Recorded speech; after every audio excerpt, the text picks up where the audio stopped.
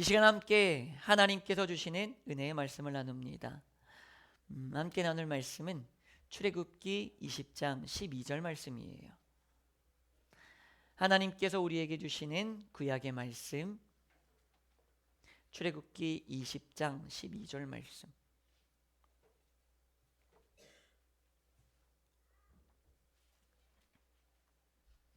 우리 같이 함께 한 목소리로 읽도록 합니다. 내 부모를 공경하라. 그리하면 내 하나님 여호와가 내게 준 땅에서 내 생명이 길리라. 아멘. 하나님께서 우리에게 주시는 신약의 말씀은 에베소서 6장 2절 3절 말씀입니다. 하나님께서 우리에게 주시는 신약의 말씀 에베소서 6장 2절 그리고 3절 말씀, 우리 같이 함께 한 목소리로 읽겠습니다. 내 아버지와 어머니를 공경하라. 이것은 약속이 있는 첫 계명이니 이로써 네가 잘 되고 땅에서 장수하리라. 아멘. 할렐루야. 할렐루야. 아멘. 오늘은 어버이날입니다. 우리 어버이들에게 영광과 존경과 공경과 수고의 박수 한번 다 같이 올려드릴까요? 감사합니다. 사랑하셨습니다. 감사합니다. 이 어버이날은 1957년 6년 그때 생겼다고 해요. 그래서 계속 이어지고 옵니다. 그때는 어머니 날로 이렇게 시작이 됐다고 해요. 어머니 날로. 그런데 계속 그렇게 경로를 우대하는 사상과 행사들을 하다 보니까 아버지에 대한 어떤 존경의 표현의 날도 필요하겠다, 이런 논의들이 좀 있었대요. 우리 권사님 벌써 웃으시네. 지까지 것들이 뭘 고생했다고 약간 이런. 네, 그래서 아버지에 대한 그런 마음들도 있으셔서 이제 아버지의 날을 언제로 정할까 고민을 하다가 73년도에 그냥 어머니 날이랑 합치자 해서 어버이날이 됐다고 합니다. 이제 그렇게 이루어지면서 계속 와요. 시작은 어머니 날이었다. 이거 포인트 짚어주시면 됩니다. 왜 어머니 날로 시작했을까요? 물론 시대적인 여러 상황들이 있어요. 좋게 보면 다 좋게 보고 안 이롭게 보면 다 안 이롭게 볼 그런 이유들은 다 있어요. 안 이롭게 보자면 어머니 날 이렇게 했는데 그거는 어머니로서 여자로서 애를 이제 애 낳는 출산의 기계다, 집에만 있어야 된다, 이런 것들을 이렇게 장려하려고 어머니 날을 만들었다. 또 안 좋게 보면 또 그렇게 볼 수도 있어요. 하지만 또 좋게 보자면 여성에 대한 인권과 여성에 대한 생각들, 관심들, 애정들이 생겨나기 시작했다. 이렇게 또 좋게 봐주시면 좋겠습니다. 우리 기독교인이잖아요. 똑같은 걸 보더라도 이왕이면 좋게 봅시다. 할렐루야. 아멘. 이 비슷한 한 가지 이야기를 더해드리려고 해요. 저도 깜짝 놀랐어요. 여러분 그거 아세요? 유대인은요, 이 유대인이라는 건 우리 국적 약간 이런 느낌이 아니고 유대인이라는 약간 특권처럼 그런 것들이 좀 있습니다. 단지 그 나라 땅덩어리에서 살았다고 국적 취득하고 이런 느낌이 아니에요. 유대인이라는 거는 전 세계에 분포되어 있는 약간의 어떤 특권의 클럽 같은 그런 느낌이 좀 있어요. 그럼 유대인은 누가 되느냐? 당연히 유대인 부모님이 만나서 낳으면 유대인이에요. 그런데 아버지가 유대인이야. 근데 어머니는 타국 사람이야. 사이에서 태어난 아이는 유대인일까요? 아닐까요? 아니에요. 아버지가 유대인임에도 유대인이 당연히 되지 않아요. 그들은 나중에 성인이 돼서 통과 시험을 치러서 유대인이 되어야만 합니다. 그러면 바꿔 말할까요? 아버지는 타국 사람이야. 근데 어머니가 유대인이야. 그 사이에서 자녀가 생겼어요. 유대인일까요? 아닐까요?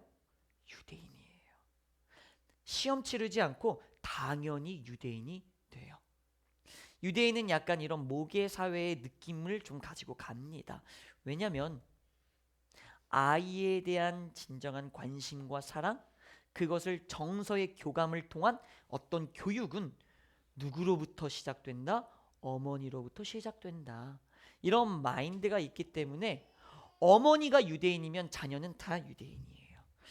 어머니가 유대인이면 교육 어머니가 제대로 시켰겠지. 믿고 가요.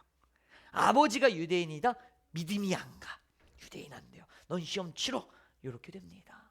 물론 이 부분도 뭐 좋게 보면 좋게 보고 나쁘게 보면 나쁘게 보지만 우리는 성경적으로 조금 묵상을 해보기를 원해요.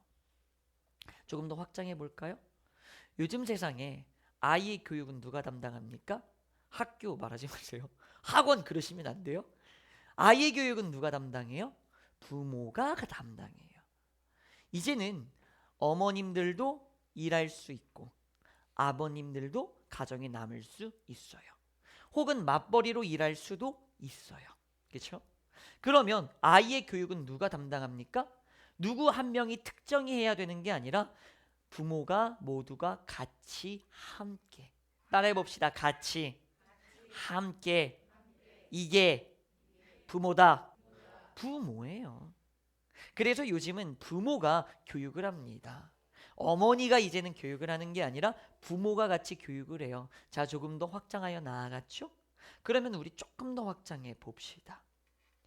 유대인의 어머니가 교육을 해서 유대인이 되었다를 보다 성경적으로 확장해 볼까요?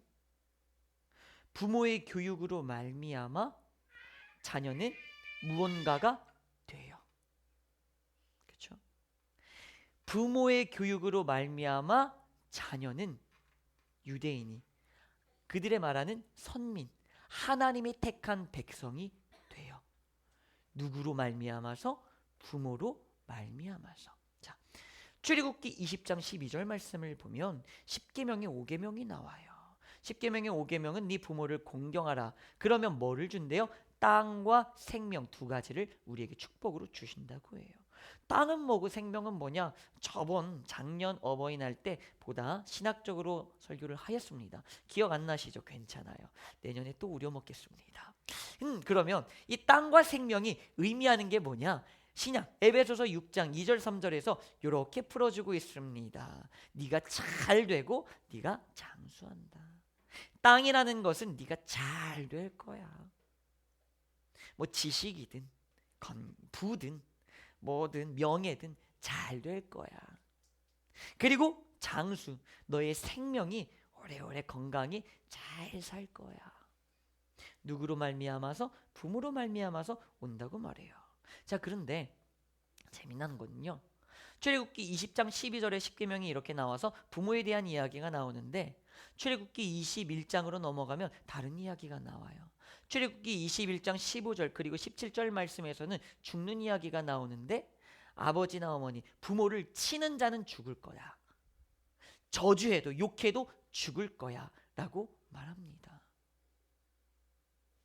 이 출애굽기 20장 12절과 출애굽기 21장 15절 17절 말씀이 대비를 이루어오고 있어요.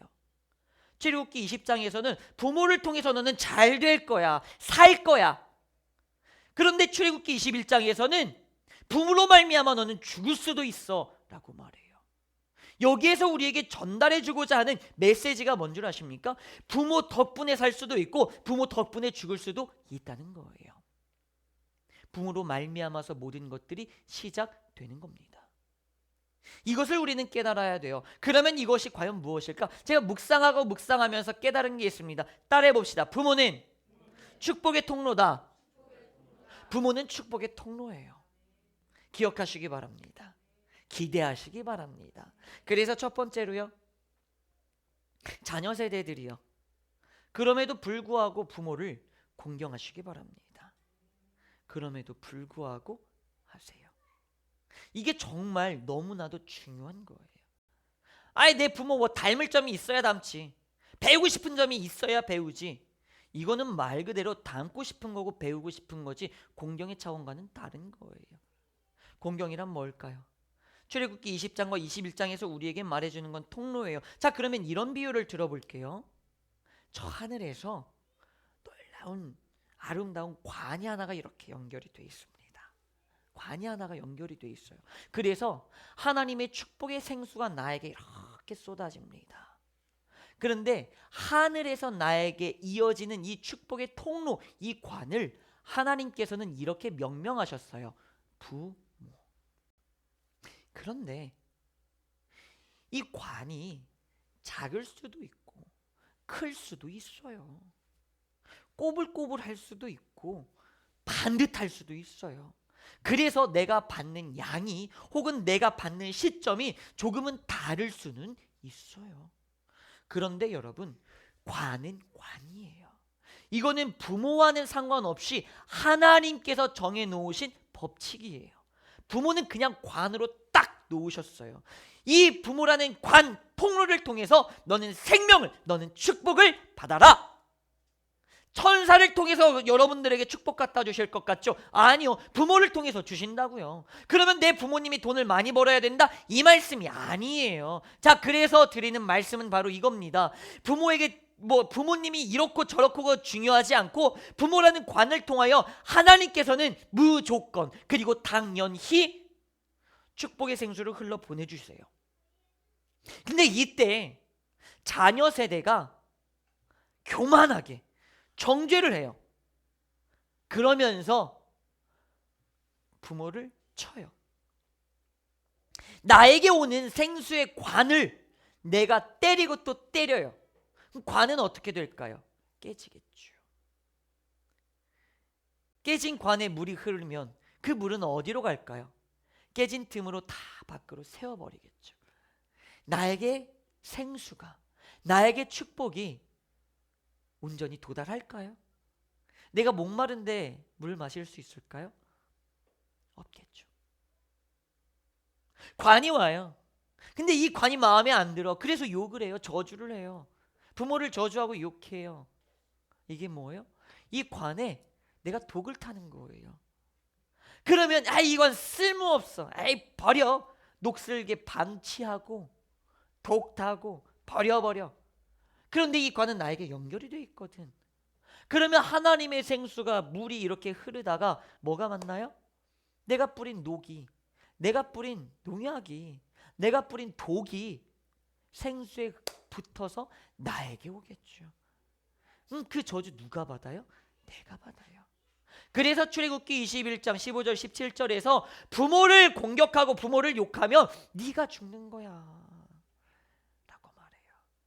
이거는 단순한 형벌이 아니에요. 너 부모 쳤어? 그러면 법적으로 너는 죽어야 돼. 이 말씀을 주님께서 하시는 게 아니에요. 영적인 그 질서와 법칙을 우리에게 알려주고 있습니다. 그러니 뭐 해야 돼요? 그럼에도 부모예요. 그럼에도 부모예요. 저쪽 부모는 관이 클 수 있어요. 근데 내 부모는 관이 작을 수 있어요. 그럼에도 부모예요. 그럼에도 부모예요. 이 말은 바꿔 말할게요. 부모는 나의 탯줄이에요. 나에게 영양분을, 이 세상을 살아갈 힘을, 능력을, 은사를, 축복을, 생명을 끊임없이 부여하고 또 부여하는 나의 귀한 탯줄이 바로 부모예요. 나의 주 예수 그리스도께서 여러분들을 잉태하셨어요. 그런데 그냥 잉태하신 게 아니라 여러분들에게 영양소를 주기 위해서 귀한 탯줄을 만들었는데 그 탯줄이 바로 부모라고요. 그 부모를 통해서 여러분들은 늘 영양분을 먹고 있으신 거예요. 다 컸음에도 지금도 그럼에도. 그러니 부모를 공경해야겠습니까? 안 해야겠습니까? 해야 되겠죠. 늦었다 생각하지 마세요. 지금도 생각하시고 기념하시고 사랑하시면서 공경하시면서 나아가시길 바랍니다. 물론 부모도 사람이에요. 실수하죠. 나에게 상처를 줄 때도 있지요. 부모도 넘어져요. 그런데도 부모는 뭐예요? 하나님이 나에게 주시는 축복의 관이다. 그러니 꼭 붙잡고 공경하시길 바랍니다. 그리고 또 부모 세대에게 말합니다. 당신은 축복의 통로예요. 우리는 늘 이렇게 생각해요. 내 자녀들이 잘 됐으면 좋겠어. 모든 부모님들의 공통적인 심정이고 특징이에요.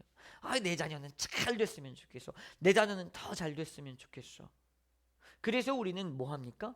내 자녀는 안 그랬으면 좋겠고 내 자녀는 잘 됐으면 좋겠어서 내 자녀에게만 뭘 잘해주고 내 자녀가 잘 되도록 자꾸 내 자녀에게 투자를 해요. 좋아요, 좋아요, 좋아요. 그런데 자녀가 진짜 잘 되는 축복의 비밀 알려드릴게요.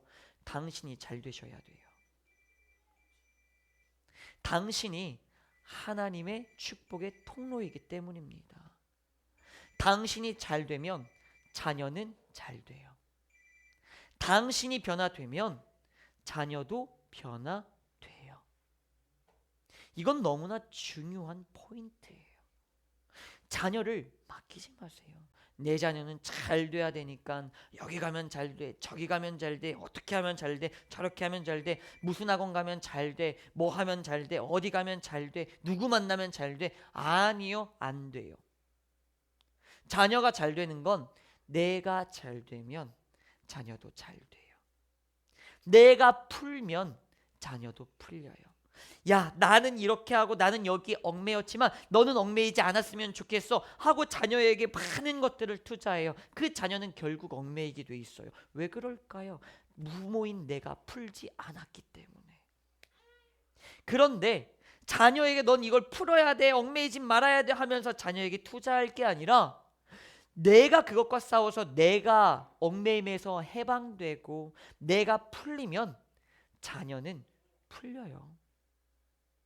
풀릴 수밖에 없어요. 아, 내 자녀 왜 이렇게 뭐가 막혀 있지? 왜 이렇게 뭐가 돼 있지? 왜 이렇게 뭐가 문제가 있지? 아마 알 거예요. 내가 변화되고 회복되고 풀리면 어느 순간 자녀는 그 풀리지 않은 마지막 그 하나가 딱 열릴 거예요. 그래서 부모는 중요해요. 여러분들이 맡기셔야 할 거는요, 학교 교육에 맡길 게 아니고 학원 교육에 맡길 게 아니고 심지어 목사에게 교회에 맡기는 게 아니라 부모인 나의 교육이 더 중요해요. 나를 통해서 아이들은 변화되거든요. 이미 알겠지만 다들 알 거예요. 뭐 우리 아이가 달라졌어요, 뭐 금쪽 같은 내 새끼, 이런 프로그램에 실은 부모님이 나가고 싶은 게 아니래요. 제일 나가고 싶은 건 아이들이래요. 상담하러 가서 우리 애이 문제 있어요 하고 데리고 가면 늘 전문가가 판단하는 거, 진단하는 게 뭐예요? 아이가 문제가 아니라 다 부모가 문제인데요. 그러니까 아이가 문제 있어요 하고 나를 데리고 TV 프로그램에 딱 나갔는데 혼내는 건 내 부모야. 그리고 어느 순간 내 부모가 변화되고 바뀌기 시작해. 그러니까 아이들이 행복해지고 좋아지기 시작한대요. 아이들이 풀린대요. 언제? 부모가 풀리니까. 부모가 변화되니까요. 아이로부터 오는 게 아닙니다. 나로부터 내려가는 거예요. 자, 그래서 여러분 기억하시기 바랍니다. 따라합시다. 나는 축복의 통로다. 물론 이제 우리 자녀 세대들은 뭐 나는 내가 해도 되나 싶을 거예요. 하세요. 당신도 어느 순간 언젠가는 부모가 될 겁니다. 우리 다시 한번 고백해 볼까요? 나는 축복의 통로다. 또 고백해 봅시다. 나의 부모는 그럼에도 축복의 통로다.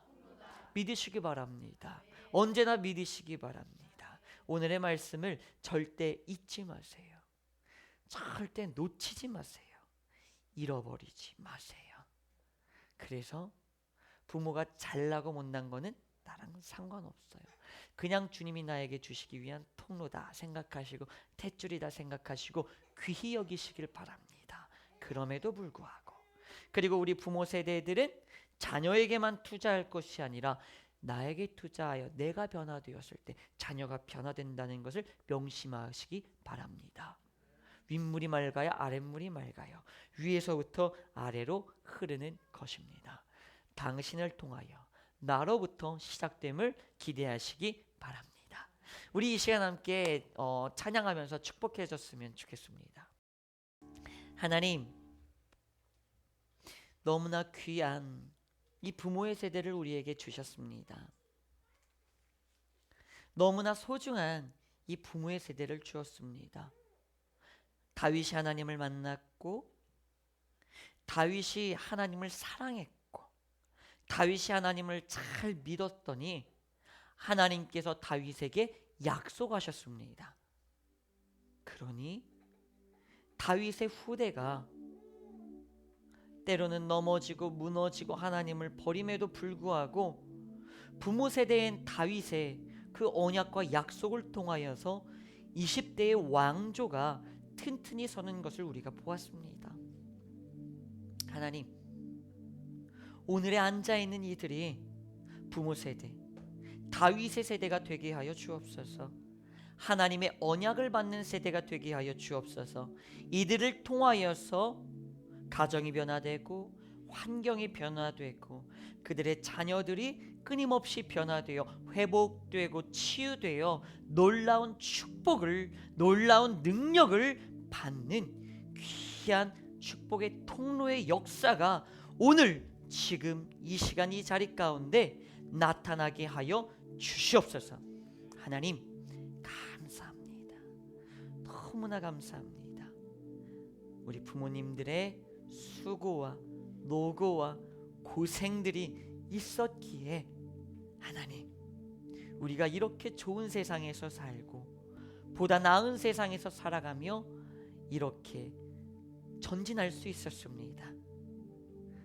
다시 한번 이들에게 감사의 마음을 가지며 공경의 마음을 가지며 주 예수 그리스도의 이름과 성령의 능력과 하나님의 사랑으로 우리 부모님들을 더욱 모시며 사랑하며 나아갈 수 있게 하여 주시옵소서. 우리 주 예수 그리스도의 이름으로 간절히 기도합니다. 아멘.